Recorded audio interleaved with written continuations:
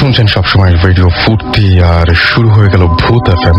আর ঠিক 11:59 প্রতি শুক্রবারের মতো আমরা আজও আপনাদের সামনে হাজির হয়েছি এবং ভূত এফএম 100 এয়ারটেলে আমরা থাকবো রাত 2টা পর্যন্ত। এবং আপনারা যারা আমাদের সঙ্গে রয়েছেন তাদের সবাইকে স্বাগত জানাচ্ছি। আজকের তারিখটা খুব অদ্ভুত, আজকে 13 তারিখ এবং জুলাই মাসের 13 তারিখ। আর মাসুমকে আমি একটু জিজ্ঞেস করতে চাই, মাসুম মনে আছে যে আমরা ভূত এফএম শুরু করেছিলাম যেদিন, সেটা অগস্ট মাস ছিল, কিন্তু তারিখটা কত ছিল? তারিখটা ছিল সেই 13 তারিখের 13 আগস্ট আমরা যখন শুরু করেছিলাম ভূত এফএমটা। তো এখন নিশ্চয়ই মনে আছে যে আমরা কিভাবে শুরু করেছিলাম ভূত এফএমটা, না? অসাধারণ। আমি জানতামও না যে ইনফ্যাক্ট আজকে শো। হ্যাঁ, আজকে শো। এবং আমরা আজ জাস্ট এক মাস পরে, ঠিক আগামী মাসের 13 তারিখে আমাদের ভূত এফএম দেখা যাবে যে 2 বছরে পা দেবে। এবং 2 বছর পর্যন্ত এই যে ভূত এফএমে আমরা এতদিন পর্যন্ত ঘটনাগুলো বলছি এবং আপনাদের নিয়ে আসছি এবং বিভিন্ন গেস্টরা ঘটনা শোনাচ্ছে, সেটা সম্ভব হয়েছে একমাত্র সেই কারণেই যে রেগুলার আপনাদের রেসপন্স পেয়েছি। আপনারা ইমেল করেছেন, আপনারা এখানে এসে অনেক কষ্ট করে উপস্থিত হয়েছেন, বাংলাদেশের বিভিন্ন প্রান্ত থেকে আপনারা এসে উপস্থিত হয়েছেন। আমার এখনো মনে পড়ে যে আমরা কিভাবে ভূত এফএম শুরু করেছিলাম। আমাকে ইনফ্যাক্ট ওই দিন আমার ছুটি থাকে, তো আমাকে ফোন দিলেন যে আপনাকে অফিসে যাইতে হবে। মানে কি অফিসে যেতে হবে কেন? নতুন শো আছে, আসেন। হ্যাঁ, তো আমরা আসলে সত্যি কথা বলতে কি যে আসলে ফুর্তিতে একদিন আলোচনা করতে করতে এমনিতে যে এরকম কোন একটা শো করা যায় কিনা, আমাদের সিনিয়রদের সাথে আলোচনা করতে করতে এরকম ভাবে হঠাৎ করে চলে আসলো যে ভূত এফএম নামে একটা শো করা যায় কিনা, এবং সেই শোর কন্টেন্ট গুলো থাকবে এরকম, যেটাতে আপনি অনেক কিছু লিখে নিয়ে আসছিলেন। অনেক কিছু লিখে নিয়ে আসছিলাম এবং সবচেয়ে বড় কথা যে আমরা ভেবেছিলাম যে আসলে এরকম শো এত রাত্রে একটা শো হবে, এবং তারপরে দেখা যাচ্ছে যে প্রত্যেক দিন কোনো না কোনো গেস্টকে, প্রত্যেক শোতেই কোনো না কোনো গেস্টকে এসে উপস্থিত হতে হবে স্টুডিওতে। এটা কি সম্ভব কিনা? তখন আমরা অফিসের সবাই মিলে আলোচনা করে বের করেছিলাম যে আসলে প্রত্যেকটা মানুষেরই দেখা যায় যে জীবনে আর কিছু না হোক একটা এরকম ঘটনা আছে, হয় সেটা তার জীবনে ঘটেছে অথবা সে কোনো জায়গা থেকে শুনেছে। আপনি যদি আপনার বাসা থেকে বের হন, বের হয়ে প্রথম যে মানুষটাকে দেখবেন, সেই মানুষটাকে যদি আপনি বলেন আচ্ছা আপনার কি এই ভূত প্রেত বা প্যারানর্মাল কোনো বিষয় নিয়ে কোনো ধরনের কোনো ধারণা আছে বা কখনো শুনেছেন কোনো ঘটনা কারো কাছে, বা আপনার নিজের জীবনে কি ঘটেছে, সে নিজের জীবনে না ঘটলেও অন্য কারো ঘটনা আপনাকে শুনিয়ে দিতে পারবে। তখনই মনে হচ্ছিল যে বাংলাদেশের প্রত্যেকটি মানুষের যদি একটা করে ঘটনা থাকে তাহলে এই শো বহুদিন চলবে, বহুদিন। এবং এখনো পর্যন্ত আপনারা সেভাবে রেসপন্স করছেন, আর সেই জন্য আপনাদেরকে অনেক অনেক অনেক অনেক ধন্যবাদ। আর আমরা শুরু করেছিলাম এবং আমরা 2 বছর পূরণ হয়ে গেল। 2 বছর প্রায় পূরণ হতে যাচ্ছে, আর মাত্র একটি মাস আছে। এবং এই যে এতদূর পর্যন্ত আসা, এই আশাটা পুরোপুরি সম্ভব হয়েছে আপনাদের সবার জন্য। সেই জন্য আপনাদেরকে আরো একবার অনেক অনেক অনেক অনেক ধন্যবাদ জানাচ্ছি। আসলে ধন্যবাদ দেবার কোনো ভাষা নেই, আমি ধন্যবাদ দিচ্ছি, মাসুমা একবার ধন্যবাদ দিচ্ছে সবাইকে। আমরা রেডিও ফুর্তির পক্ষ থেকে আপনাদের সবাইকে ধন্যবাদ জানাই সেই জন্য। এবং আমাদের সাথে তারপরে জয়েন করেছে ভৌতিস্ট, এবং তারা আমাদেরকে বিভিন্ন ধরনের বিভিন্ন এক্সপিরিয়েন্স উপহার দিয়েছেন। আমরা সবার প্রতি আসলে অনেক বেশি কৃতজ্ঞ। তো আপনারা যারা সবচেয়ে বেশি কৃতজ্ঞ আপনাদের প্রতি, যারা আপনারা রেগুলার ঘটনা পাঠান এবং আমাদেরকে ইমেল করেন। যে জিনিসটা একদম ভূত এফএমের যে কনসেপ্টটা, যেটা একদম ছোট ভাবে শুরু হয়েছিল, হ্যাঁ, রেডিও ফুর্তিতে একদম গল্প করতে করতে সবাই মিলে একসাথে আড্ডা দিতে দিতে সেটা আজকে অনেক বড় হয়েছে। যাই হোক, অনেক ধন্যবাদ যারা মেল পাঠায়।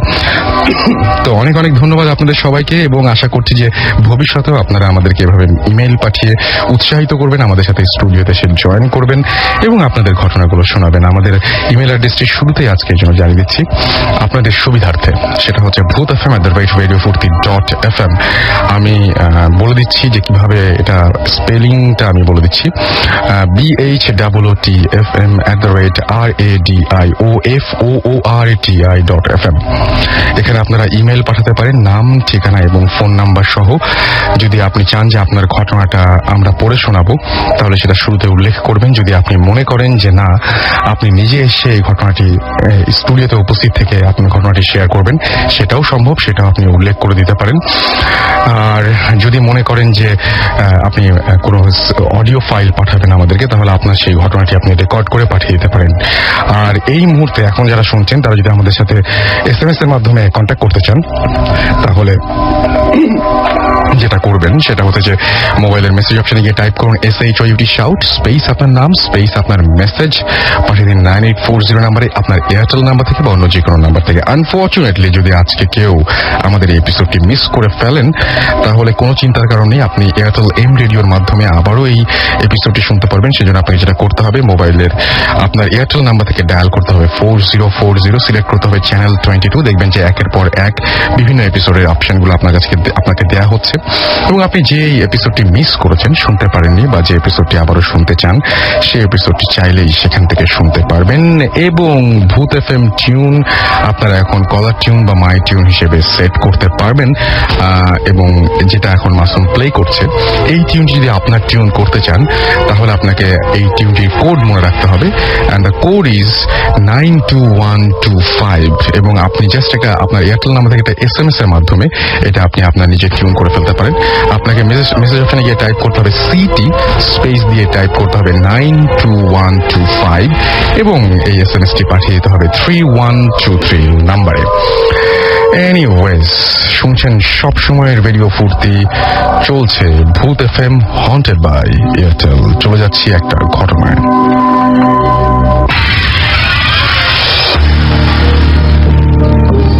আমাদের লিখছেন, আসসালামু আলাইকুম রাসেল ভাই, আপনি শুনে হাসবেন যে আমার নামও রাসেল হাওলাদার। আমি জানি আপনি সবসময় ভালো থাকেন, তারপরেও জানতে চাই কেমন আছেন। পটুয়াখালীতে থাকি, আমার দেশের বাড়ি ঝালকাঠি। আমি আজ যে ঘটনাটি আপনাদের সাথে শেয়ার করব, সেটি আমার নিজের জীবনে ঘটে যাওয়া এক ভয়ঙ্কর ঘটনা। 2009 সালের শেষের দিকের কোনো এক সময়ের ঘটনা। আমি আমার বন্ধু রুবেলের গ্রামের বাড়িতে বেড়াতে যাই। ওদের বাড়িতে থাকা অবস্থায় আমি ওর দাদুর থেকে তাদের গ্রামে যাওয়াকে অনেক ঘটনা শুনে অবাক হই। একদিন সকালে আমার দাদু আমার বন্ধুকে বলেন, অনেকদিন পরে বাড়িতে আসছো, তাই তুমি তোমার ছোট ফুপুকে একটু দেখে আসো। ওর ছোট ফুপুর বাড়ি ছিল পাশের গ্রামে। আমরা দুজন মিলে বিকেলে রওনা দিলাম। তখন দাদু আমাদেরকে বেশি রাত করে ফিরতে নিষেধ করলেন, কারণ ফুপুর বাড়ি যেতে প্রথমে মাইল খানেক হাঁটার পরে একটি ছোট নদী, এবং আরো আধা মাইল হাঁটার পরে একটি রাজবাড়ি সামনে পড়ে। আমরা রাজবাড়িটির মেইন রাস্তার কাছে অবস্থিত। ওই রাজবাড়িটি শত শত বছর পূর্বে, প্রায় অনেক বছর ধরে ওই বাড়িতে কেউ বসবাস করে না, আর ওখানে নানান ধরনের ঘটনা ঘটতে থাকে। যাই হোক, এবার আমি মূল ঘটনায় আসি। আমার ফুপুর বাড়ি থেকে ফিরতে একটু দেরি হয়ে গেল। রাত বেশি হয়, ফুপু আমাদের বাসায় আসতে দিতে চায়নি, কিন্তু আমরা গ্রামের ছেলে বলে আমাদের দুজনেই অনেক সাহস ছিল, তাই আমরা নিষেধ উপেক্ষা করে আসতে শুরু করি। আমাদের সাথে কোনো টর্চ লাইট ছিল না, শুধু দুজনের হাতে দুটো মোবাইল ছিল, তাও আবার আমার মোবাইলে চার্জ না থাকায় বন্ধ হয়ে আছে। আমরা দুজন কথা বলতে বলতে হাঁটছি, চারদিকে শুধু অন্ধকার। আমরা মোবাইলের আলোর সাহায্যে হাঁটছি। দুই পাশে কোনো বাড়ি ঘর কিছুই নেই, রাস্তায় কোনো মানুষও নেই। প্রায় 30 মিনিট হাঁটার পরে আমরা যখন ওই রাজবাড়ির কাছাকাছি আসি, তখন আমি শুনতে পাই ওই বাড়িতে অনেক বাচ্চাদের হাসির আওয়াজ, কিন্তু আওয়াজটা ছিল খুব আস্তে আস্তে। আমি ওকে বললাম, কোনো শব্দ শুনতে পাচ্ছ? কিন্তু ও নাকি কিছুই শোনেনি। তখন আমি ধারণা করলাম যে আমি হয়তো ভুল শুনছি। এরপরে আর একটু কাছে আসলে আমি আর কিছুই শুনিনি। তখন আমার বন্ধু বলে কান্নার আওয়াজ শুনতে পাচ্ছ? আমি বললাম না তো। তখন আমরা দুজনেই একটু চমকে গেলাম, কিন্তু কেউ কাউকে বুঝতে দিলাম না। আমরা যখন বাড়ির ঠিক কাছাকাছি আসি, তখন ঘটে আসল ঘটনা। রাসেল ভাই, আপনাকে কিভাবে বোঝাবো, আমার গায়ের লোমগুলো এখনো শিউরে উঠছে। আমরা বাড়ির কাছাকাছি আসার পরে আমার চোখে পড়লো ওই বাড়ির ছাদের উপর তখন যা দেখলাম তার ভোলার মতো নয়। এই জীবনে তার কখনো দেখতেও চাই না। ঘুটঘুটে অন্ধকারের মধ্যে একটি মানুষের আকৃতির মতো কেউ একজন একটি সাদা ঘোড়ার উপরে বসে আছে এবং ওই ঘোড়াটি ছাদের উপরে হাঁটছে। ঘোড়ার ওপরের ওই লোকটি আমাদেরকে তার কাছে ডাকছে। এবার আমরা দুজনেই ওই দৃশ্য দেখে ভয়ে দিশেহারা হয়ে গেলাম। আমরা দুজনেই অনেক জোরে দৌড় দেই। রাস্তার একপাশে বাঁশঝাড়, আর ওই বাঁশঝাড়গুলো মনে হলো যেন তুফানে ভেঙে পড়ছে। ওই বাঁশঝাড় ছাড়া অন্য কোথাও বাতাস ছিল না। চারিদিকে মনে হয় কি যেন কি ভয়ঙ্কর আওয়াজ। আমার বন্ধু লক্ষ্য করলো আমাদের পেছনে পেছনে ওই ঘোড়াটি আসছে। তখন যা দেখে আমরা সবচেয়ে বেশি ভয় আতঙ্কে দৌড়াতে থাকি তা হলো ঘোড়াটির দেহ আছে কিন্তু মাথা নেই। মাথাবিহীন একটি ঘোড়া আমাদেরকে তাড়া করছে দেখে আমরা ঠিক থাকতে পারলাম না। আমি আছাড় খেয়ে পড়ে গেলাম। আমার বন্ধু আমাকে রেখেই দৌড়াতে লাগলো। আমি সেখান থেকে উঠে জীবন মরণের দৌড় শুরু করি এবং এক পর্যায়ে নদীর পাড়ে এসে আমার বন্ধুকে দেখতে পাই। তখন আর ওই ঘোড়াটি দেখা যাচ্ছিল না। আমরা নদীর পাড়ে কোনো নৌকা খুঁজছিলাম। এখানে ঘটনা শেষ নয়, আরো বিপদ যে সামনে অপেক্ষা করছে তা জানা ছিল না। আমরা দেখলাম একজন মাঝি একটি নৌকা নিয়ে একদম পাশ ঘেঁষে যাচ্ছে। আমাদের ডাকে তিনি নৌকাটি ভিড়ায় এবং আমাদেরকে নৌকায় তুললেন। নৌকা ছাড়ার পরে আমরা যখন নদীর মাঝামাঝি তখন আমার বন্ধু মাঝিকে সব ঘটনা বলে। কিন্তু বলার পরে হলো আসল ঘটনা। ওই মাঝি খুব ভয়ঙ্কর ভাবে হাসতে শুরু করেন। এতে আমাদের ভয় আরো বৃদ্ধি পেল, কিন্তু আমরা তাকে কিছু বুঝতে দিলাম না। আমরা ভয়ে ভয়ে নৌকায় বসে থাকলাম। এর মধ্যে নৌকা পাশে আসলো এবং আমরা যখন নৌকা থেকে নামলাম সাথে সাথে দেখি নৌকার মাঝি নেই। যা আছে তা কি ভয়ঙ্কর দৃশ্য। আর তা হলো হলুদ শাড়ি পরা একটি যুবতী মেয়ে। ঘুটঘুটে অন্ধকারের মধ্যে আমি দেখতে পাচ্ছি ওই মেয়েটি রুবেলের নাম ধরে ডাকছে এবং রুবেলের দিকে এগিয়ে আসছে। তখন রুবেল দৌড় দিতেই অজ্ঞান হয়ে পড়ে এবং আমি খুব জোরে দৌড়াতে থাকি। কিছুটা সামনে আসার পরে আমি আবার ওই ঘোড়াটিকে দেখি এবং এরপরে কি হলো তা আমার জানা নাই। পরের দিন যখন আমার জ্ঞান ফিরল তখন দেখি আমি একটি খাটে শুয়ে আছি এবং আমার পাশে অনেক মানুষ ভিড় করে আছে। আমার ঠিক পাশের খাটে রুবেল শুয়ে আছে, তখনও ওর জ্ঞান ফেরেনি। পরে শুনলাম আমাকে নাকি পুকুর পাড়ে পড়ে থাকতে দেখে নিয়ে আসে এবং ওকে বাড়ির পাশে একটি তাল গাছের গোড়া থেকে নিয়ে আসে। এর কিছুক্ষণ পর ওর জ্ঞান ফেরে। এরপর আমরা একজন হুজুরের কাছে এসে তাকে সবকিছু বলি এবং আমাদেরকে তিনি তাবিজ দেন এবং আমরা আস্তে আস্তে সুস্থ হয়ে গেলাম। পরে জানতে পারলাম যে ওই রাজবাড়ির পাশে নাকি অনেক আগে এক লোক বাস করত এবং তার একটি ঘোড়া ছিল। একদিন রাতে কিছু লোক এসে তার ঘোড়াকে জবাই করে এবং সে দেখতে পেয়ে বাধা দেয়ায় তাকেও ছুরিকাঘাতে আঘাত করা হয় এবং কিছুদিন পরে লোকটি মারা যায়। এরপর থেকে নাকি মাঝে মাঝে অনেক মানুষ এভাবে বিপদে পড়ে। এই ছিল ঘটনা। রাসেল ভাই, আমার এই ঘটনাটি প্রচার করলে আমি অনেক খুশি হব এবং ওই দাদুর কাছে শোনা অনেক ঘটনা আমার জানা আছে। আমি একে একে আপনাদের কাছে ঘটনাগুলো শেয়ার করবো। তার মানে এটা সেই দাদুর ঘটনা ছিল এবং তিনি লিখেছেন আমাদেরকে রাসেল হাওলাদার, BBA অনার্স, প্রথম বর্ষ, হিসাব বিজ্ঞান বিভাগ, পটুয়াখালী বিশ্ববিদ্যালয় কলেজ। এই ছিল আমাদের ঘটনা এবং ইন দ্য মিন টাইম আমরা বেশ কিছু SMS পেয়ে গেছি এবং সেই SMS গুলো আমরা এখন পড়তে চাই। মিরাজ আমাকে SMS করেছেন, অনেক ভয় লাগছে তার। হাজি বিরিয়ানি গলি থেকে আমাদেরকে SMS করেছেন মুজাহিদ ইয়াসিন। এছাড়াও আমি দেখতে পাচ্ছি আশিক আমাদেরকে কুড়িল থেকে SMS করেছেন এবং আমাকে SMS করেছেন রাশিফ মোহাম্মদপুর থেকে। তিনি আর মিশু তারা সবাই মিলে ভয় পাচ্ছেন এবং ভূত FM তিনি অনেক স্পেশাল বলেছেন।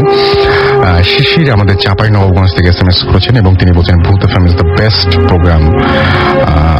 আমাকে SMS করেছেন স্বপ্নীল ঢাকা রায়েরবাগ থেকে।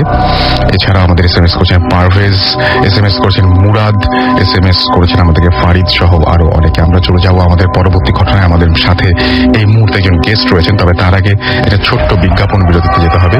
ফিরে আসছে একটু পরে, কোথাও যাবে না। Stay tuned radio Foorti and don't stop the ফুর্তি।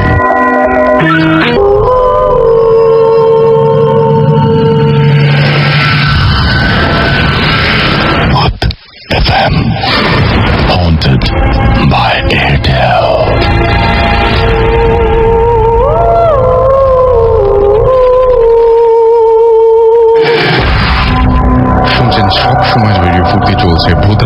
Presented by Airtel. আর যেমন কথা তেমন কাজ, আমরা চলে যাব সরাসরি ঘটনায়। আমাদের সাথে একজন গেস্ট রয়েছেন, তার কাছে যাব এবং আপনি আপনার নামটা বলবেন প্লিজ। আমি নাইম বাবু বলছিলাম, আপনি কোথা থেকে এসেছেন? চট্টগ্রাম থেকে। চট্টগ্রাম থেকে এসেছেন আপনাদেরকে এত রাত্রে ঘটনা শোনানোর জন্য। আপনারা যেরকম কষ্ট করে শোনেন, অনেকেই অনেক কষ্ট করে অনেক দূর থেকে আসেন। তো আমরা মানে আসলে মানে একদম সত্যি আপনার কাছ থেকে শেখা উচিত। অনেকেই ঢাকা থেকে এখানে আসতে পারেন না, বাট আপনি চট্টগ্রাম থেকে এসেছেন। Thank you so much. আপনি এত দূর এত কষ্ট করে এসেছেন, আপনাকে অনেক অনেক অনেক অনেক ধন্যবাদ। আপনার ঘটনা শুনি। আমি ইঞ্জিনিয়ারিং পড়ছি, টেক্সটাইল ইঞ্জিনিয়ার। বর্তমানে আমি 8 সেমিস্টারে। তো আমি যখন 3rd সেমিস্টারে ছিলাম, তখন আমি বাসায় থাকতাম না, বলতে আমি বাসায় একটা প্রবলেমের কারণে আমি সন্ধ্যার পরে বাসা থাকতে বেস্ট খুব লাইক করতাম। তো 3rd সেমিস্টার থাকতে আমি কলেজের কলেজের ক্লাসের পরে আমি প্রথমে একটা কোচিংয়ে ভর্তি হই, ইন্টারনেট আউটসোর্সিং কোর্স। এরপরে আমি বাকি সময়টা এনজয় করার জন্য, বাকি সময়টা কাটানোর জন্য আমি এক বাঁশিওয়ালার কাছে যাই। আমাদের ক্লাসের একটা ফ্রেন্ড, ওর ব্যান্ড একটা দলের সাথে পরিচয় আছে, ওর মাধ্যমে আমি একটা বাঁশিওয়ালার খোঁজ পাই। তো বাঁশিওয়ালার সাথে আমি কথা বলি, উনি আমাকে সপ্তাহে 3 দিন শিখাবেন বললো।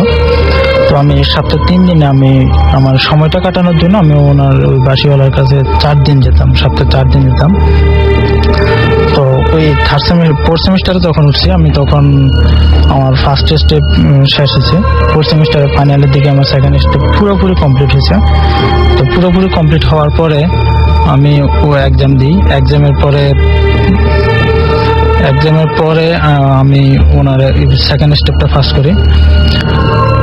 এরপরেই আমি ওই বাঁশিওয়ালার কাছে 4টা বাঁশি ছিল, আমি কখনো দেখি নাই বা ওগুলা কখনো দেখায়ও না, উনি কোনো প্রোগ্রামেও নিয়ে যায় নাই। ওই বাঁশিগুলো উনি কখনো আমাকে বা আমি কখনো দেখি নাই কোনো প্রোগ্রাম। ওনার যতগুলো প্রোগ্রাম ছিল কোনো প্রোগ্রাম আমি দেখি নাই। একদিন ওই বাঁশিওয়ালা ওই একটা বাঁশি শুক্রবার বিকালের দিকে উনি আমাকে শোনালেন। শোনানোর পরে বাঁশিটা ছিল সম্পূর্ণ অন্যরকম। ও বাঁশিটা দেখে আমার পছন্দ হইলো। আমি বাঁশিওয়ালাকে বললাম যে ভাইয়া আমাকে বাঁশিটা দিয়ে দেন, আমি আপনাকে সমমূল্য দিয়ে দেবো। বাঁশিওয়ালা আমাকে বললো যে না, এটা যদি তুমি 5,000 টাকার উপরেও দাও বা 6,000 টাকা দাও, এটা আমি দিতে পারবো না। তো আমি ওনাকে বললাম যে ঠিক আছে, আপনি 6,000 টাকা দিবেন না, তো আমাকে 7,000 টাকা আমি দিতে রাজি আছি, আপনি আমাকে বাঁশিটা দিয়ে দেন। বাঁশিওয়ালা আমাকে বললো না, 7,000 না, তুমি যদি এর বেশিও দাও তাহলে আমি তোমাকে বাঁশিটা দেওয়া যাবে না। তো আমি ওনাকে বললাম ঠিক আছে, আমি আপনাকে সর্বোচ্চ 10,000 টাকা দিতে পারবো, এর চেয়ে আর বেশি দিতে পারবো না। আপনি আমাকে বাঁশিটা দিয়ে দেন, বাঁশিটা আমার খুব লাইক হয়েছে, আপনি আমাকে দিয়ে দেন। উনি বললো যে না, এই রকমের বাঁশি তুমি যদি 1 লাখ বা 1 কোটি টাকাও দাও, এরকম বাঁশি 4টা বাঁশির আমি একটাও দিতে পারবো না। তখন আমি বুঝতে পারলাম যে ওনার কাছে এই ধরনের বা স্টাইলের বাঁশি 4টা আছে। এরপরে আমি দেখলাম যে উনি বাঁশিটা কোথায় রাখার পরে আমি বাঁশিটা চুরি করে নিয়ে আসছি। তখন আমি 5th সেমিস্টারে উঠছি। 5th সেমিস্টার ওঠার পরে আমাদের বাসা চেঞ্জ হয়েছে। আমাদের বাসা চেঞ্জ হওয়ার পরে নতুন বাসায় আসছি। 5th সেমিস্টারে ওঠার পরে আমি যখন প্রথম ক্লাস করতেছি, তখন আমি বাঁশিটা নিয়ে ছাদের উপরে বাজাতাম। সন্ধ্যা 5টা থেকে বাজাতাম। বাজানোর পর আমার সময়টা কাটাতাম 7:30 বা 8টা পর্যন্ত বাজাতাম। এরপরে বাসা চলে আসতাম। তো বাঁশিটা নেওয়ার পরে, চুরি করে আনার পরে কয়েকদিন পরে আমি বাঁশিটা বাজাচ্ছি। বাজানোর পরে আমি দেখলাম আমাদের বাসাটার লোকেশনটা একটু বলে, ওটা বাসাটার মানে চাঁদের যে এটা দরজাটা পূর্ব পশ্চিম করে দেওয়া। আর আমি বসে বাঁশিটা বাজাতাম সবসময় দক্ষিণ দিকে বাঁশিটা বাজাতাম। তো পূর্ব দিক থেকে বের হয়ে আমি দক্ষিণ দিকে চলে যাই, বাঁশি বাজাচ্ছি। ঠিক এই সময় একটা শুনতে পাই যে একটা ছোট মেয়ে কাঁদতেছে। আমি মেয়েটার সামনাসামনি আসে জিজ্ঞেস করি যে তোমার প্রবলেম কি, তুমি এখানে আসতেছো কেন, তোমাকে তো কখনো এই এলাকায় দেখি নাই। তো তখন বাসা ভাড়া হয়েছে, নতুন ভাড়া। আমি ভাবলাম যে ভাড়াটিয়া মেয়ে হবে। মেয়েটার বয়স হচ্ছে 3.5 বছর বা 3 বছর এরকম হবে। মেয়েটার হাতে একটা ব্যাগ ছিল, ওই ব্যাগের ভিতরে ছিল মাংস। কিসের মাংস আমি আন্দাজ করতে পারি নাই। তো আমি মেয়েটাকে বললাম যে তুমি কাঁদতেছো কেন। মেয়েটা আমাকে বললো যে আমি আপনার বাঁশির সুর শুনে আমি চলে আসছি এখানে। চলে আসার পরে আমি এখন বাসা হারাই ফেলছি, আমি এখন বাসায় যেতে পারতেছি না। আমি মেয়েটাকে বললাম ঠিক আছে তুমি বসো, আমি বাড়িওয়ালাকে ডেকে নিয়ে আসি, তোমার বাসা তো বা তোমাকে চিনি কিনা। তা আমি বাড়িওয়ালাকে ডেকে নিয়ে আসলাম, আসার পরে দেখলাম কেউ নাই ওখানে। এরপরে বাড়িওয়ালা বললো যে হয়তোবা তুমি ভুল দেখছো, সন্ধ্যার সময় এগুলা ছাদে উঠা না। আমি এরপর থেকে ছাদে উঠতাম, তবে বাড়িওয়ালাকে না দেখিয়ে ছাদে উঠতাম। এই ঘটনার 5 দিন বা 7 দিন পরে আমি বাঁশি বাজাচ্ছি দক্ষিণ দিকে, ছাদের দক্ষিণ দিকে আমি বাঁশি বাজাচ্ছি। ঠিক এই মুহূর্তে আমার মনে হলো যে দরজা থেকে একটা মেয়ে মানে ছাদের উপরে আসলো, দরজা দিয়ে দরজা খুলে ছাদের উপরে একটা মেয়ে আসলো। তো আমি ওগুলো খেয়াল করি নাই, হয়তো বা অনেকে আসতে পারে, বাড়িওয়ালার আসতে পারে। তো আমি বাঁশিটা থামাই, দেখলাম যে আসলে কে বাড়িওয়ালা আসলো কিনা, বা উনি আমাকে বকাধকা করবে এরকম কিছু। আমি দেখলাম যে না, আসলে খুব সুন্দর একটা মেয়ে ছাদের উপরে আসছে। তো আমি ওনাকে দেখার পরে কিছু বললাম না, আমি চলে যেতে চাইছি। তো মেয়েটা আমাকে ডেকে বললো যে আপনার সাথে কিছু কথা আছে, আপনার বাঁশির সুর খুব সুন্দর, আপনার সাথে কিছু কথা আছে। আমি বললাম যে না, এই টাইমে কথা বলা যাবে না, বাড়িওয়ালা দেখলে বকাঝকা করবে, এমনিতে ছাদে ওঠার জন্য নিষেধ করছে। আমি ওই টাইমে চলে গেলাম। এরপর থেকে মেয়েটা আমার কাছে প্রায় আসতো, প্রায় আমি ওর সাথে কথা বলতাম।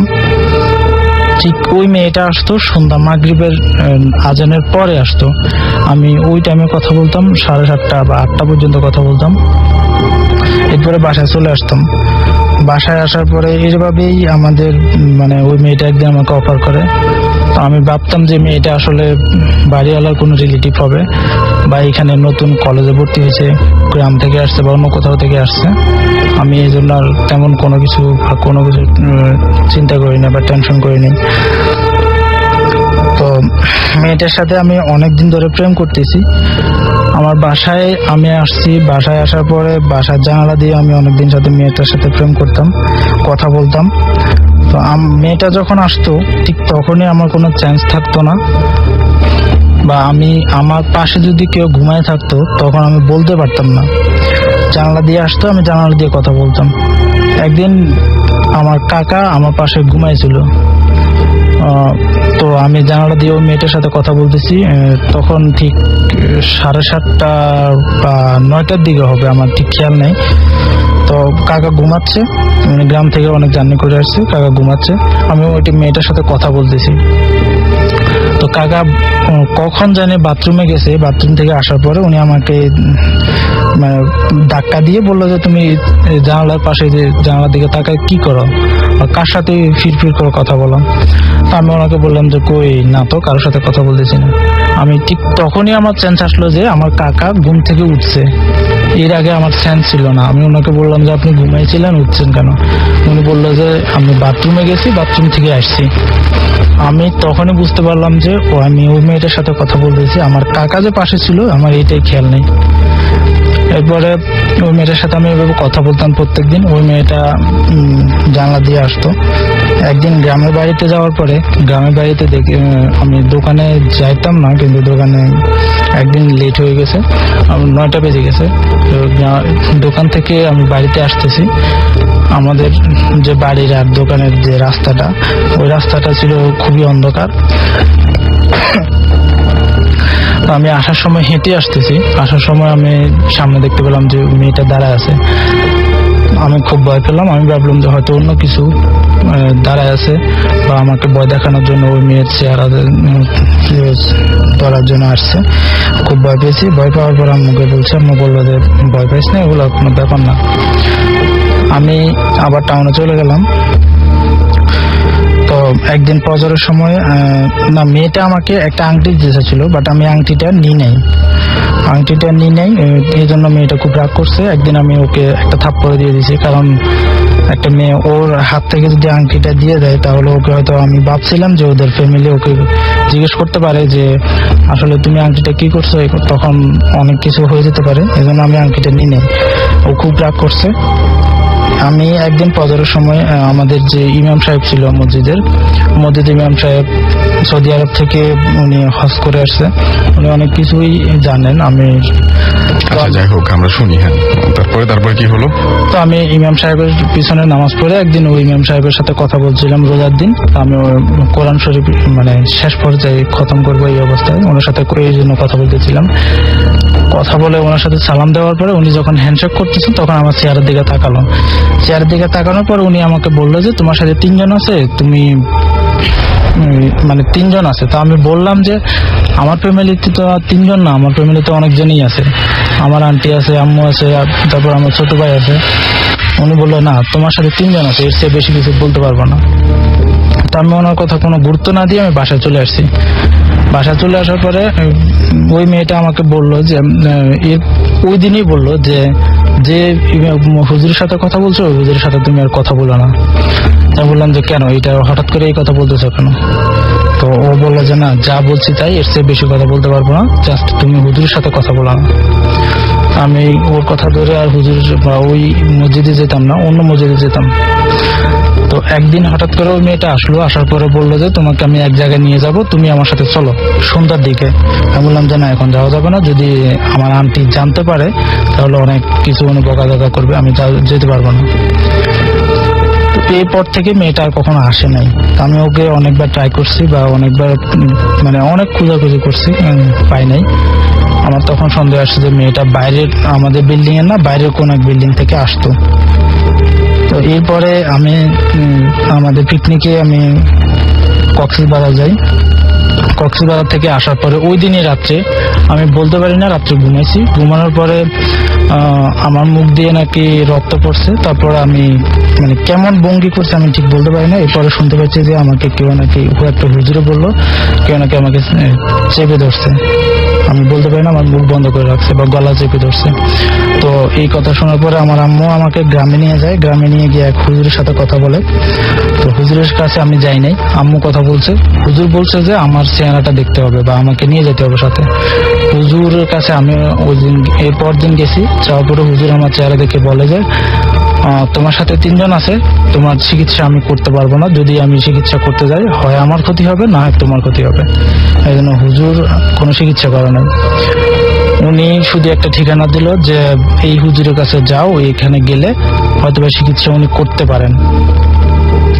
তো ওই ঠিকানা অনুযায়ী গেছে। যাওয়ার পরে যে হুজুরের কাছে গেছে ওই হুজুর উনি অনেক সময় দিল, 15 দিন বা 30 দিন সময় লাগতে পারে, তবে চিকিৎসা ইনশাল্লাহ হবে। তো ওনার কাছে যাওয়ার পর উনি অনেক দোয়া দূরত পড়লো। দোয়া দূরত পরে আমাকে জারপুর দিল। আপনি আমাকে বলেছিলেন যেরকম যে ওই হুজুরের মানে অনেক পাহাড়ের মধ্যে অনেক পাহাড়ের ভিতরে, আবার অনেক ভিতরে কি চিকিৎসা দিলেন সেটা একটু বলেন, যে কি চিকিৎসা দিয়েছিল আপনাকে সেই হুজুর? যে চিকিৎসা দিল সেটা হচ্ছে পানি দিল। পানি দেওয়ার পরে পান, আমি কখনো পান খাই নাই, তবে উনি আমাকে পান দিছে। বললো যে খেতে হবে না, জাস্ট এটা তুমি মুখে দিয়ে মুখে ফেলে দিও, এটাই চলবে। পান দিছে। তারপরে তাবিজ দিল। তো উনি একটা সুই দিল, ছোট চিকন একটা সুই দিল। সুই দেওয়ার পর উনি আমার আম্মুকে বললো যে এটা রেখে দাও, যে কোনো একদিন ওই হুজুর এসে নাকি আমার গায়ের ভিতরে গেঁথে দিয়ে যাবে। আমি বলতে পারতাম না। এরপরে কয়েকদিন পরে আমি আম্মুর কাছে শুনতে পাই যে ওই হুজুর এসে আমার গায়ের ভিতরে গেঁথে দিয়ে গেছে। তো এখন আমি ডান হাতের যে পেশি আছে, পেশিটাতে এখন হঠাৎ করে মানে কোন এক সময় ব্যথা পাই। ব্যথা পাওয়ার পরে বুঝতে পারি যে আসলেই সুইটা আমার হাতের ভিতরে আছে। ওকে, তো এই ছিল আপনার ঘটনা, এবং এখন আল্লাহর রহমতে আপনার কোনো সমস্যা নেই। আল্লাহর রহমতে আমার কোনো সমস্যা নেই। Thank you so much. আমরা পরবর্তী ঘটনায় যাব, তবে তার আগে বেশ কিছু এসএমএস আছে। আমাদেরকে লিখেছেন যে মাসুম ভাই সাউন্ড খুব ভালো হচ্ছে, এবং সেজন্য মাসুম ভাইকে এসএমএসটি পাঠিয়েছেন। মাসুম ভাইয়ের পক্ষ থেকে আমি আপনাকে থ্যাঙ্কস জানাচ্ছি।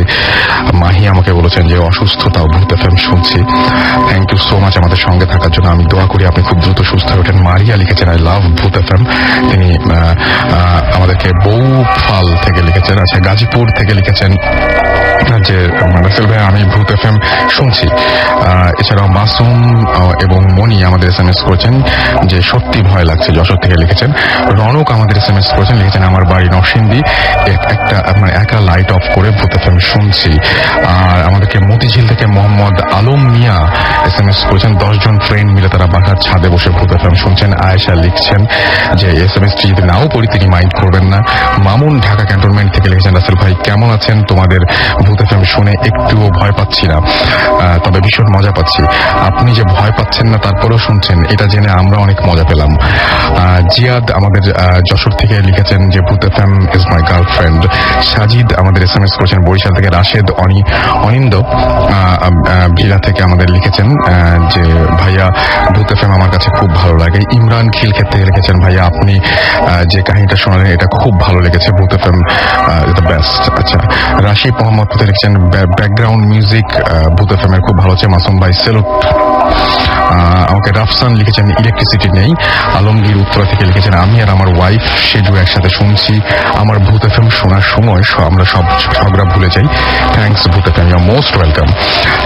সাদমান জয় আমাদের লিখেছেন ঢাকা ক্যান্টনমেন্ট থেকে যে ভূত FM রক্স। এছাড়াও পিওল আমাদের SMS করেছেন ইমরান এবং তিনি তাঁতিবাজার থেকে SMS করেছেন। যাই হোক, আমরা চলে যাব আমাদের পরবর্তী ঘটনায় এবং আমাদের সাথে রয়েছেন আরো একজন যিনি চট্টগ্রাম থেকেই না, চট্টগ্রাম থেকে আরো দূরে 40 কিলোমিটার দূরে বান্দরবনের কাছাকাছি বেশ সাতকানিয়া থেকে তিনি এসছেন, অনেক দূর থেকে তিনি এসছেন এবং একটা লং জার্নি ছিল এটা। তারপরে উনি আমাদের মাঝে এসে উপস্থিত হয়েছেন। Thank you so much. আপনার নামটা একটু বলবেন শুরুতেই। হ্যালো শ্রোতা বন্ধুরা, আমি জনি আচার্য।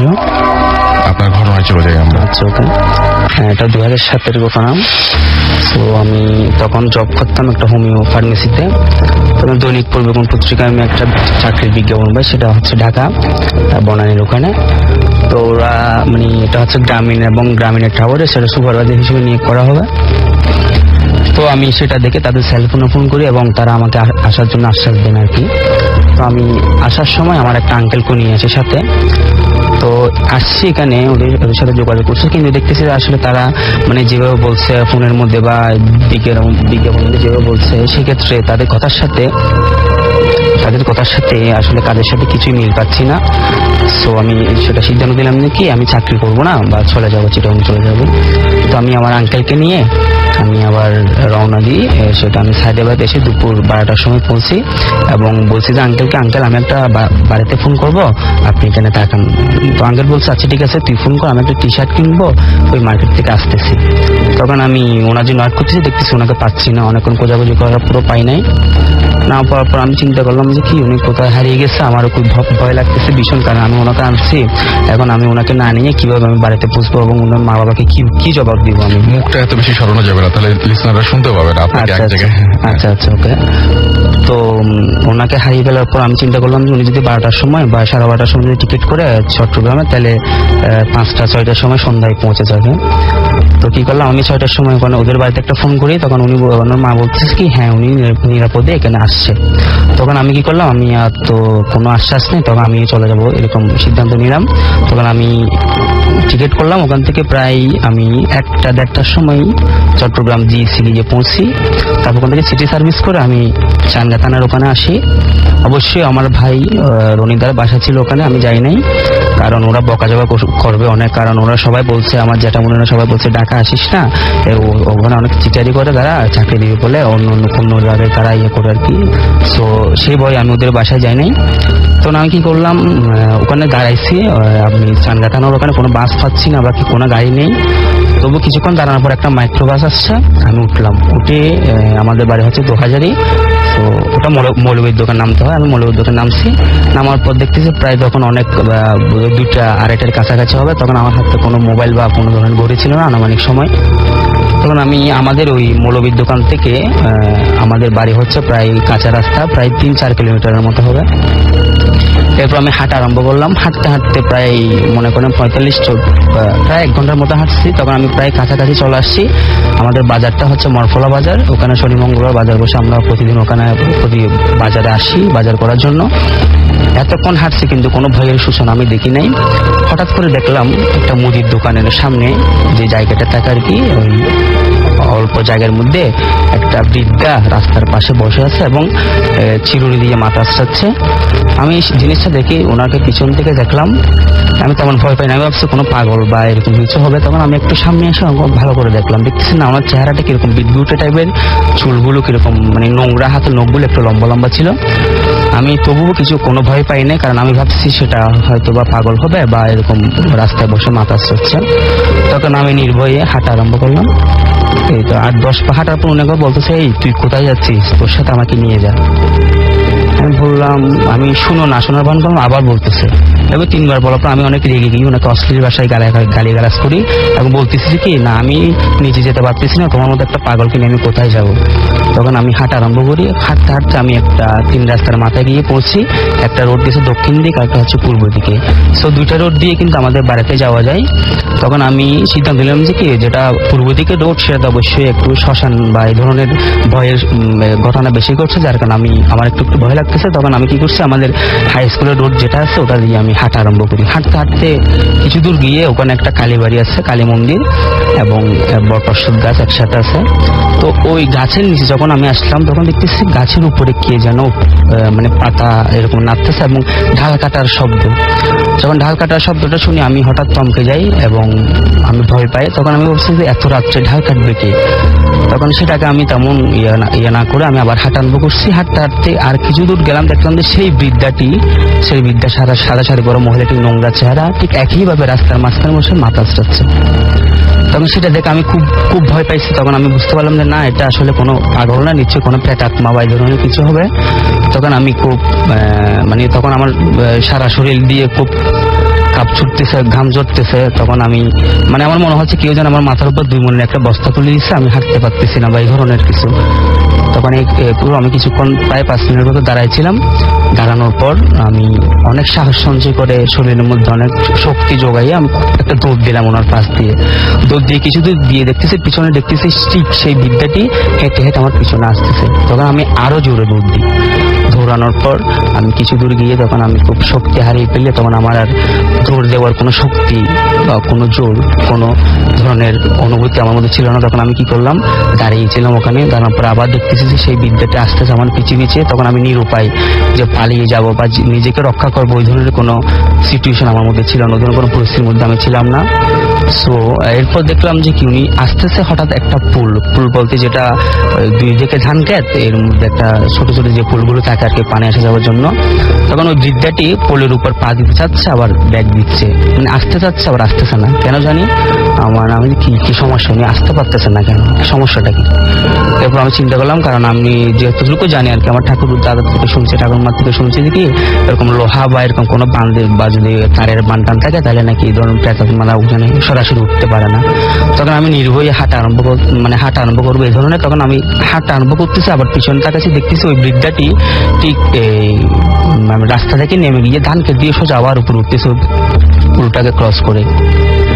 তখন আমি আবার দৌড় দেওয়ার চেষ্টা করলাম, কিন্তু সেখানে ব্যর্থ হলাম। উনি খুব জোরে এসে আমার গলা টিপে ধরলো এবং বলতেছে কি, তোকে না নিতে বলছিলাম, তোর সাথে তুই নিস নাই কেন আমাকে, তাহলে মর তুই এখন, এরকম বললে আমার গলা টিপে ধরছে। আমি ওনার সাথে অনেক হাতাহাতি করলাম নিজেকে বাঁচানোর জন্য, কিন্তু শেষ পর্যায়ে নিরুপায় হয়ে নিয়ে ভাবছি আর বোধহয় এই হাত থেকে বাঁচা যাবে না। ঠিক সেই অবস্থায় যখন আমি খুব নিরুপায় বা অসহায় হয়ে পড়লাম, তখন পাশের মসজিদে তখন প্রায় আমি এই সব ঘটনার মধ্যে প্রায় 4:30-4টার সময় তখন ফজরের আজান দেয়, আর উনি হঠাৎ করে চলে যায় আমাকে ছেড়ে।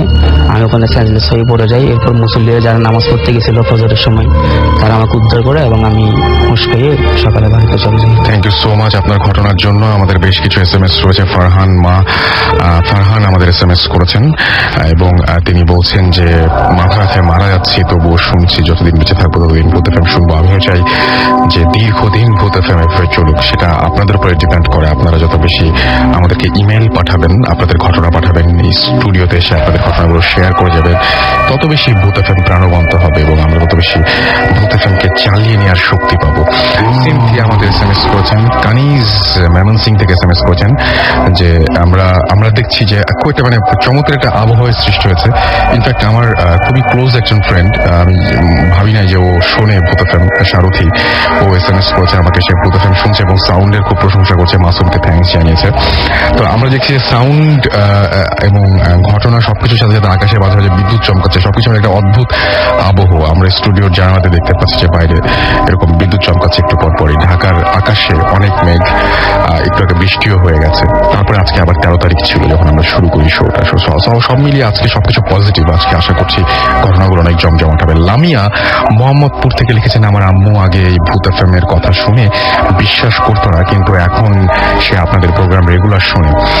বাবু ভাই আসবেন না? হ্যাঁ, বাবু ভাই আসবেন, বাবু ভাই এসে গেছেন অলরেডি, অ্যান্ড কিছুক্ষণের মধ্যে তিনি স্টুডিওতে এসে উপস্থিত হবেন। জুরিন সানিল আমাদের SMS করেছেন, SMS পড়লে খুশি হব, আমি তোমাদের নিউ ফ্রেন্ড, ওয়েলকাম টু ভূত এফএম। আশা করছি এখন থেকে রেগুলার আপনাকে পেয়ে যাবো। আরিফিন মিরপুর 10 থেকে লিখেছেন, লাইট বন্ধ করে একা ভূত এফএম শুনছি, একটু ভয় পাচ্ছি, দেখা যাক আপনার ভয়টা একটু করে বাড়িয়ে দেওয়া যায় কিনা। এনিওয়েজ, আমরা চলে যাব, আবারও একটা ছোট্ট ব্রেক নিতে হবে আমাদেরকে, তারপরে আমরা আবারও ফিরে আসবো, ছোট্ট একটা ব্রেক, তারপরে আমরা নতুন ঘটনা নিয়ে ফিরে আসছি। সো কোথাও যাবেন না। আপনি যদি আমাদের SMS করতে চান, মোবাইলের মেসেজ অপশনে গিয়ে টাইপ করুন SHOUT শাউট স্পেস আপনার নাম স্পেস আপনার মেসেজ পাঠিয়ে দেন 9840 নাম্বারে, আপনার এয়ারটেল নাম্বার থেকে বা অন্য যে কোনো নাম্বার থেকে। স্টে টিউনড রেডিও ফুর্তি অ্যান্ড ডোন্ট স্টপ দ্য ফুর্তি।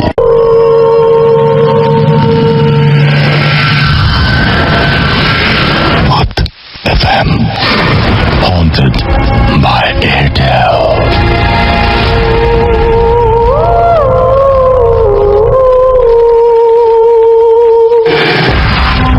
শুনছেন সব সময় রেডিও ফুর্তি, চলছে ভূত এফএম হন্টেড বাই এয়ারটেল। ঘড়িতে সময় রাত 12:49। আমরা চলে যাব আরো একটি ঘটনায়, এবং এই ঘটনাটি আমাদের ইমেইল করেছেন। যিনি লিখছেন তার ভাষাতে বলছি, এটি একটি সত্যি ঘটনা যা বছর 4 আগে আমার সাথে ঘটেছিল। সে রাতে আমি আমার গ্রামের বাড়ি চট্টগ্রাম থেকে ঢাকার উদ্দেশ্যে ফিরছিলাম। প্রায় ঘন্টা 3 একটানা গাড়ি চালিয়ে কিছুটা ক্লান্ত ছিলাম, কিন্তু দুর্ঘটনা ঘটার চিন্তায় এক মুহূর্তের জন্য অসতর্ক হয়নি। রাত তখন প্রায় 2টোর মতো বাজে। এত রাতে ঢাকা ফেরার মূল কারণ হলো, তার পরের দিন সকাল 10টায় আমার অফিসে একটা জরুরি মিটিং আছে। যাই হোক, আসার পথে খাজা বাবার মাজারের নামে একটা জায়গা পড়ে, সেই জায়গাতে অনেক কুসংস্কার রয়েছে, সেখানে নাকি প্রচুর পরিমাণ দুর্ঘটনা ঘটে। চালক প্রায় গাড়ির ব্যালেন্স হারিয়ে ফেলে অথবা ব্রেক জ্যাম হয়ে যায়, ইত্যাদি। রাস্তা মোটামুটি ফাঁকা ছিল, শুধুমাত্র রাস্তার কিছু ট্রাক আর গুটি কয়েক প্রাইভেট কার। আমি আনুমানিক 70-80 কিলোমিটার বেগে গাড়ি চালাচ্ছিলাম। রাস্তার উপর তীক্ষ্ণ নজর, হঠাৎ একটা মোড় ঘোরার সময় আচমকা দেখলাম একটা লোক রাস্তার মাঝে দাঁড়িয়ে আছে। লোকটা পরনে একটা ছেঁড়া ফাটা হাফ প্যান্ট, গায়ে কোনো কাপড় নেই, মুখে জঙ্গলের মতো দাড়ি, চোখগুলো আলো পড়ে ঝিকঝিক করছে। বড় বড় হলদে দাঁতগুলো দেখে অন্য সময় হয়তো ঘৃণা লাগতো, কিন্তু কিছুক্ষণের মধ্যে আমার গাড়ি তার গায়ে আঘাত করবে, অথচ মুখে হাসি নিয়ে তাকিয়ে আছে লোকটি আমার গাড়ির দিকে। ক্ষণিকের জন্য স্তব্ধ হয়ে গেলাম। ব্রেক চেপে ধরবো সেই চিন্তাও তখন মাথায় আসছিল না। সত্যি বলতে গেলে, যেই স্পিডে গাড়ি চালাচ্ছিলাম সেই স্পিডে ব্রেক করলেও ওই লোকটাকে সজোরে ধাক্কা দেবে। নিজেকে ফিরে পেলাম হঠাৎ, প্রাণপণে ব্রেক চেপে ধরলাম, কিন্তু শেষ রক্ষা হলো না। গাড়িটি হেঁচ ছেড়ে যেতে লাগলো লোকটির দিকে। একদম শেষ মুহূর্তে চোখটা আপনা আপনি বন্ধ হয়ে গেল। আশা করছিলাম কখন পিতারি কোন চিৎকার শুনবো, কিন্তু অবাক করে দিয়ে কানে এলো কেউ যেন পাগলের মতো হেসে উঠছে।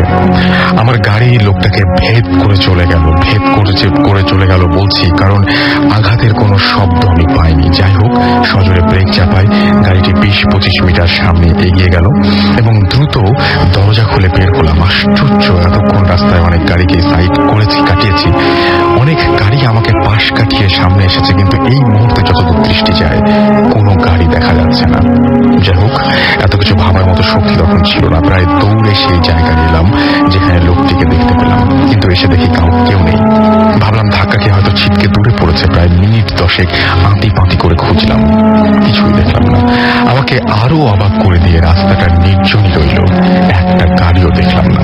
এরকম অমানসিক কষ্ট উপলব্ধি করলাম মনের ভেতরে।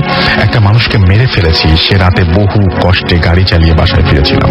অফিসের মিটিংটা জয়েন করে এরপর 1 সপ্তাহের ছুটি নেই আমি আমার ঢাকার বাসায় আমি এবং আমার ওয়াইফ থাকতাম। তাকে কিছু বলিনি, পাছে ভয় পায় বা আমাকে খারাপ ভাবে। আমার আচরণ দেখে আমার ওয়াইফের মনে সন্দেহ দানা বাঁধতে লাগলো। এদিকে আমি মোটামুটি শপথ করেছি যে আমি তাকে কিছু বলবো না। যাই হোক, আমার ওয়াইফের পিড়াপিড়িতে পরে অবশেষে সিদ্ধান্ত নিলাম আমরা দেশের বাড়িতে যাব। সেদিন সকালে আবারও চিটাগাংয়ের উদ্দেশ্যে রওনা হই।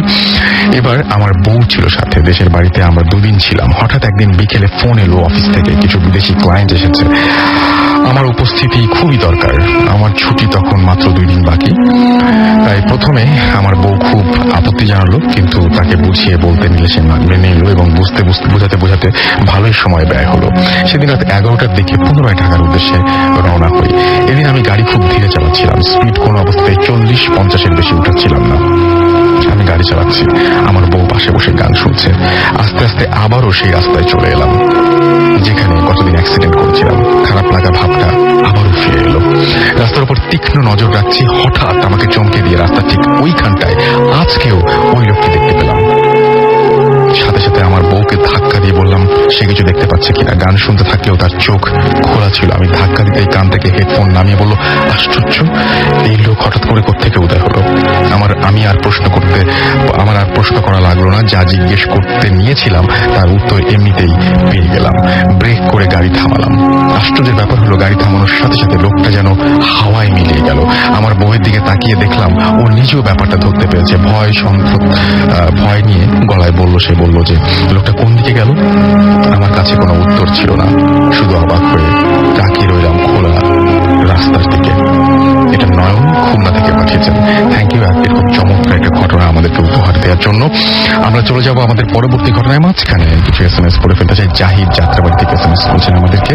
এছাড়া আমাদেরকে SMS করেছেন এস ময়মনসিং থেকে।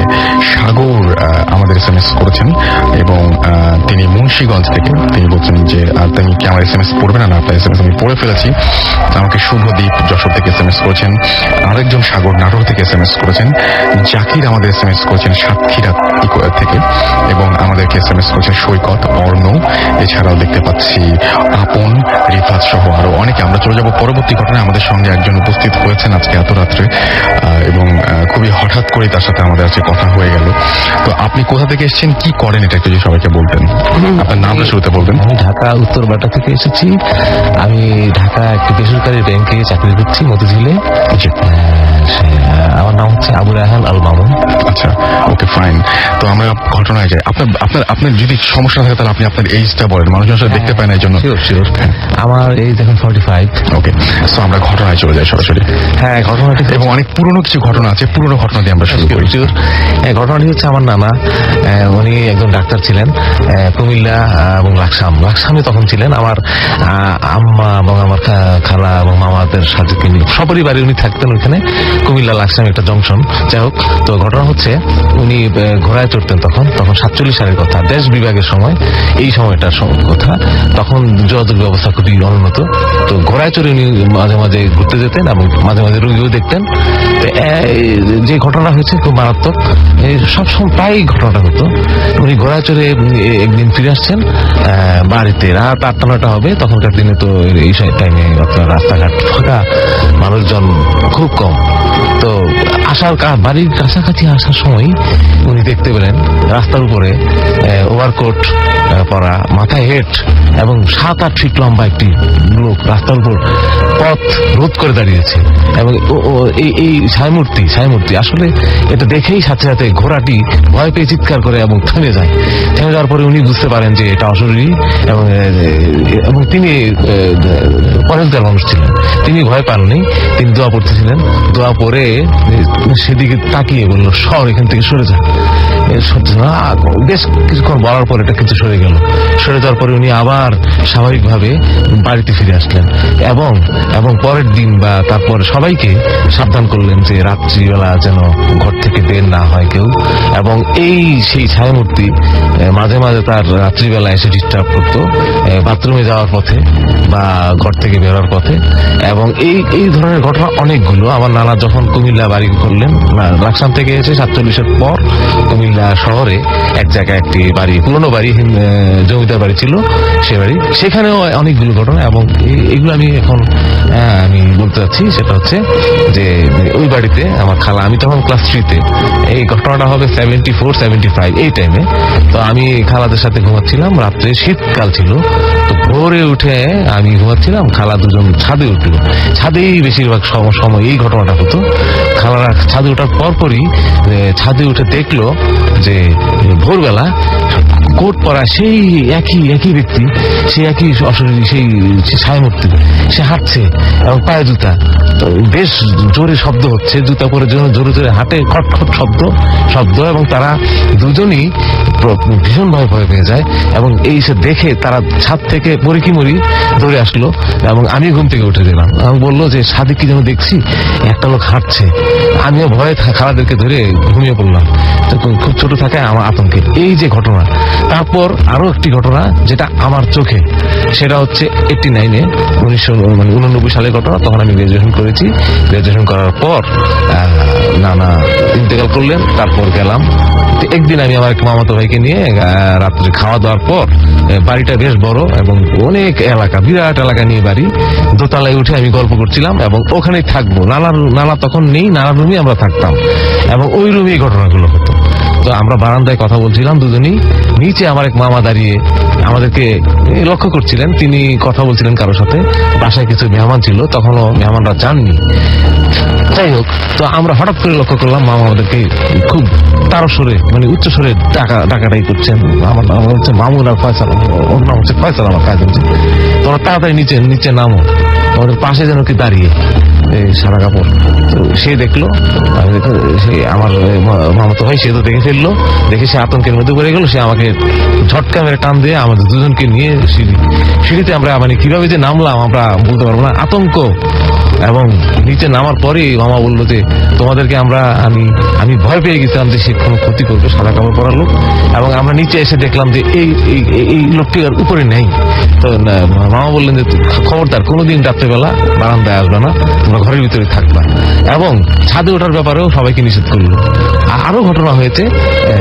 আমরা আপনার জীবনে খুবই ভয় লেগেছে এরকম কোন একটা ঘটনা বলেন যে খুবই বেশি ভয়ঙ্কর মনে হচ্ছে? ভয়ঙ্কর সেটা হচ্ছে, আমরা শান্তিনগরে আমি ছিলাম, শান্তিনগর বাজারের কাছে যে প্রপার্টি হাউজিং, এটা 89-এর পরের ঘটনা। আমি আমার আম্মা থাকতাম, আমার ভাইটা বরিশালে পড়াশোনা করতেন, ডাক্তার ছিল, আর আমার বোনটা সৌদির বাইরে ছিল। আমাদের রুম ছিল 4টা, যেহেতু হাউজিং এর ফ্ল্যাট, আমরা সেখানে 4টা রুম ছিল। এক রুমে আমার আম্মা, এক রুমে আমি থাকতাম, আর ড্রয়িং রুম সহ আরেকটা বেডরুম থাকতো খালি। কিন্তু এখানে যে কি ভয়ঙ্কর ঘটনা হচ্ছে টের পেলাম পরে। রাত্রিবেলা প্রায় আমি শুনতে পাচ্ছিলাম ওই রুমে ছিল ফোনে যেন কে কথা বলতেছে, রিসিভারটা ফেলে দিচ্ছে।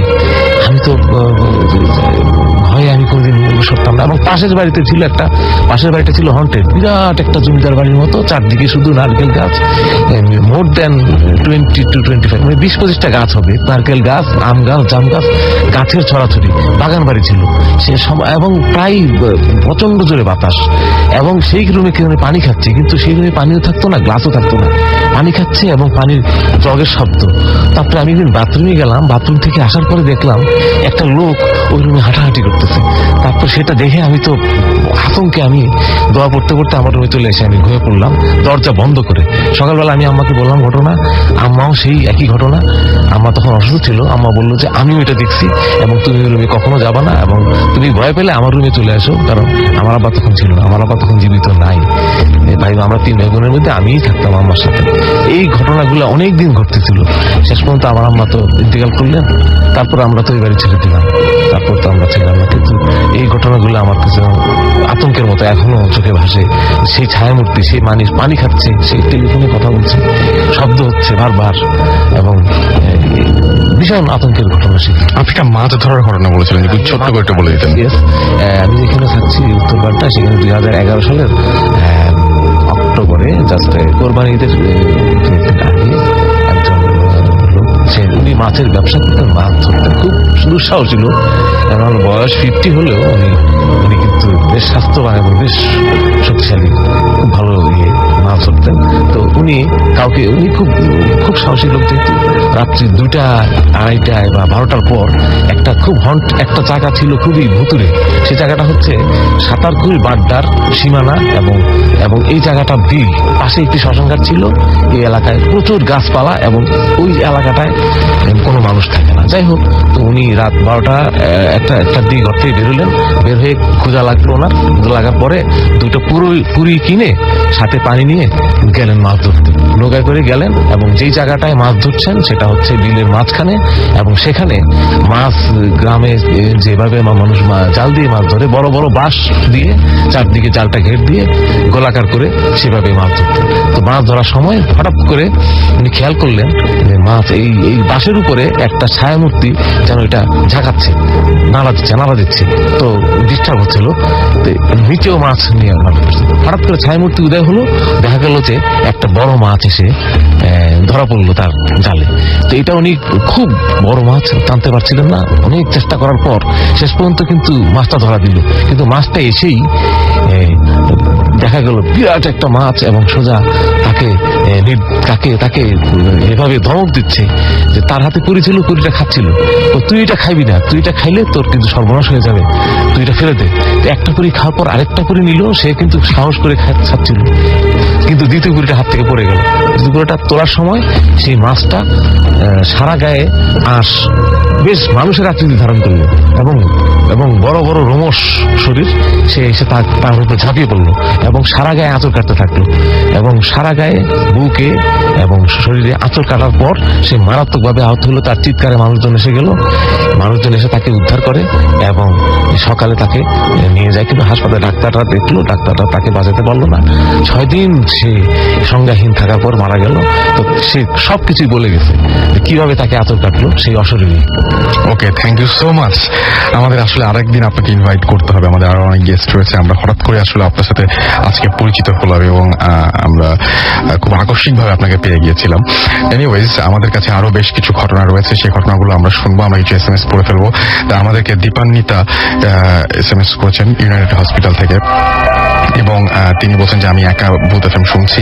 চিটাগং থেকে নিলয় বলেছেন ভূত FM জিও। ওকে, মাসুদ পারভেজ চট্টগ্রাম থেকে SMS করেছেন যে রাসেল ভাই ভূত FM Assam, believe it or not.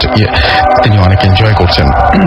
আর নাদিম আমাকে লিখেছেন রায়পুরা থেকে, নরসিংদী থেকে, যে আমি ভূত FM শুনছি একা একা। ইফাম রিফাত আমাদের ত্রিশাল থেকে SMS করেছেন রাসেল ভাই SMS গুলা পড়েন না কেন? SMS তো পড়ছি ভাই, SMS বেশি পড়লেও আমার দোষ হয়ে যায়, SMS কম পড়লেও দোষ হয়ে যায়, কি করা যায় এটা ভাবছি। হৃদয় ধানমন্ডি থেকে লিখেছেন বাবু ভাই আসবে না? হ্যাঁ, বাবু ভাই এসে গেছেন অলরেডি। আমরা একটা ব্রেক নেব এবং তারপরে আমরা বাবু ভাই সহ জয়েন করবো আরো নতুন গেস্ট নিয়ে। আমাদেরকে দুরন্ত মেহেদি SMS করেছেন বাড্ডা থেকে, আমি একা একা বসে ছাদে বসে শুনছি। রাসেল ভাই আমরা 5 জন মিলে ভূত FM শুনছি। উরফা, তারপরে আখি, করা, মনিরা, শুভ্রা, সবাই খুলনা থেকে। আদনান আমাকে খুলনা থেকে SMS করেছেন। এছাড়া অনেকে SMS করেছেন। আপনি যদি আমাকে SMS করতে চান তাহলে মোবাইলের মেসেজ ওখানে গিয়ে টাইপ করুন SHOUT শাউট স্পেস আপনার নাম স্পেস আপনার মেসেজ পাঠিয়ে দিন 9840 নাম্বারে, আপনার এয়ারটেল নাম্বার থেকে বা অন্য যে কোনো নাম্বার থেকে। আর যদি আনফরচুনেটলি কেউ আজকের এপিসোডটি মিস করে থাকেন তাহলে আপনার এয়ারটেল এম রেডিওর মাধ্যমে আপনি আবারও এই এপিসোডটি শুনতে পারবেন। সেজন্য আপনি যেটা করতে হবে, আপনার এয়ারটেল নাম্বার থেকে ডায়াল করতে হবে 4040, সিলেক্ট করতে হবে চ্যানেল 22। দেখবেন যে একের পর এক আপনাকে বিভিন্ন এপিসোডের অপশন দেওয়া হচ্ছে। যে এপিসোডটি আপনি মিস করেছেন বা যেটা আবারও শুনতে চান সেটা আপনি চাইলে সেখান থেকে শুনতে পারেন। And now listeners can get the Booth FM tune as their caller tune, my tune from Airtel. Booth FM tune code is 92125 and you can activate it by sending SMS type CT space 92125 and send it to 3123. দেখবেন যে তাহলেই হয়ে গেছে আপনার সেই এই টিউনটা আপনার হয়ে গেছে আর কি। যাই হোক, আমরা আবারও নতুন অতিথি নিয়ে একটু পরেই ফিরে আসছি। একটা ছোট্ট ব্রেক দরকার, কোথাও যাবেন না, আমাদের সঙ্গেই থাকুন। আমরা ফিরে আসছি একটু পরে। তার আগে জানিয়ে দিই আমাদের ইমেল করার অ্যাড্রেসটা হচ্ছে bhoothfm@radiofurti.fm, which is BHOOTFM@RADIOFOORTI.FM। নাম, ঠিকানা এবং ফোন নাম্বার সহ আপনি আমাদের ঘটনা পাঠিয়ে দিন, লিখে পাঠান। আপনি এখানে এসে উপস্থিত হতে চান কিনা বা আপনি চান কিনা যে আমরা আপনার ঘটনাটা পড়ে ফেলি। আর সে সাথে সাউন্ড ফাইল পাঠাতে পারেন যারা দেশের বাইরে রয়েছেন। আর যারা SMS পাঠাতে চান তাদের SMS পাঠানোর নিয়মটি জানেনি। ঘড়িতে সময় 1:06। ফিরে আসছি একটু পরে। স্টে টিউনড রেডিও ফুর্তি and don't stop the ফুর্তি।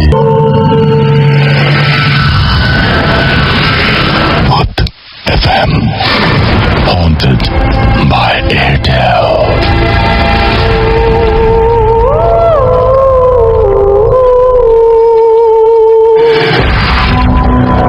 শুনছেন সবসময় রেডিও ফুর্তি, চলছে ভূত এফএম হন্টেড বাই এয়ারটেল। আর আমরা এই মুহূর্তে দেখতে পাচ্ছি বেশ কিছু SMS আমাদের মাঝে অলরেডি চলে এসছে। সুমি 32 চিটাগং থেকে আমাদের SMS করেছেন এবং তিনি সবসময় ভূত এফএম এক একটা শোনেন। এছাড়া আমাদেরকে তিনি বলেছেন যে মজা পাচ্ছেন তিনি অনেক, আর সে সাথে বলছেন যে ভূত এফএম টিভিতে কবে আসবে না। ভূত এফএম কিন্তু টিভিতে আসার কোনো কথা নাই। আমাকে কামরুজ্জামান লিখেছেন কুয়াকাটা থেকে যে রাসুল ভাই, আচ্ছা তিনি বলছেন যে রাস্তার মুক্ত বাতাসে বসে ভূত এফএম শুনছেন। এছাড়া আমাদেরকে ডেথ টিউন SMS করেছেন আমাদেরকে মানিক পালপাড়া থেকে, এবং আমাদেরকে SMS করেছেন মামুন, SMS করেছেন আমাদেরকে মোহাম্মদ আরিফ, এছাড়াও কবির SMS করেছেন আমাদেরকে, এছাড়াও আমাদেরকে SMS করেছেন ব্যাড বয় খুলনা থেকে, ইমরুল চট্টগ্রাম থেকে, তন্নি মোহাম্মদপুর থেকে। এক্সামের জন্য অনেক ভয় লাগছে, বাট ভূত এফএম শুনে অনেক ভালো লাগছে। রূপক আমাদের SMS করেছেন স্বপ্নিল, SMS করেছেন অসীম সহ আরো অনেকে। এতক্ষণ বাবু ভাই কিনে অনেক কথা হচ্ছিল যে where is Mr. Babu, and now he is here, and Babu ভাই welcome back. Thank you. So আমরা আজকে বাবু ভাইকে দিয়ে শুরু করছি, এরপরে আমাদের আরো যারা গেস্ট রয়েছেন তারা একে জয়েন করবেন, তারপরে বাবু ভাই আবারও ফিরে আসবেন। সো আমরা কিছু ঘটনা আগে বাবু ভাইয়ের কাছ থেকে শুনে ফেলি। ঘটনাগুলো কোথাকার বাবু ভাই? ঘটনা হচ্ছে ঢাকার। ওকে ফাইন, আমরা শুনি তাহলে কোথায়। তো ফার্স্টটা শুরু করি নাকি? জি প্লিজ। আচ্ছা, এই ঘটনাটা আমাকে আমার একটা বন্ধু বা বড় ভাই উনি বলেছেন, এবং উনি নামটা শেয়ার করতে নিষেধ করছেন এবং স্পেসিফিক লোকেশন। তো ঘটনাটা হচ্ছে মিরপুর এলাকার। ওকে। তো উনি এক সময় ওই মানে যে বাসাটার কথা বলছেন, একটা হন্টেড বাসার কথা, অ্যাপার্টমেন্ট আর কি, যেখানে উনি ছিলেন, উনি ওখানে মুভ করেন, বাসা ভাড়া নেন আর কি। ওনার বাসার অন্য কেউ ছিল না ওনার সাথে, উনি ফার্স্ট দিন মুভ করে আসেন। ফার্স্ট দিন যেটা আসেন, উনি বাসায় ওঠার পর 4 তলা বাসাটা টোটালি কমপ্লিট না, একটু ইনকমপ্লিট আর কি। ওই সিঁড়ি ঘরে যেমন রেলিং নাই, তারপর আপনার ওই যে প্রত্যেকটা যে আপনার ঘোরার যে জায়গাটা, ওখানে দেখা যাচ্ছে দেয়াল নেই, অর্ধেক দেয়াল করা এরকম। আচ্ছা, এনিওয়ে উনি আসেন ঠিক সন্ধ্যার দিকে বাসায় পৌঁছান আর কি। বাসায় পৌঁছানোর পরে ফার্স্টে উনি কিছু মালপত্র হাতে নিয়ে বাসায় উঠেন সিঁড়িতে। তো সিঁড়িতে উঠতে গিয়ে ওনার কাছে কেমন লাগতেছিল, বাসাটার পরিবেশটা খুব একটা মানে নর্মাল লাগছিল না ওনার কাছে, মনে হচ্ছে একটু অ্যাবনর্মাল টাইপের, মানে ফিলিংসটাই একটু অ্যাবনর্মাল হচ্ছিল আর কি। তো ওঠার পরে উনি যান যে 4 তলায় উঠে দরজাটা খোলার পরে দেখে যে বাসার ভিতরে অন্ধকার, কেউ নেই। তো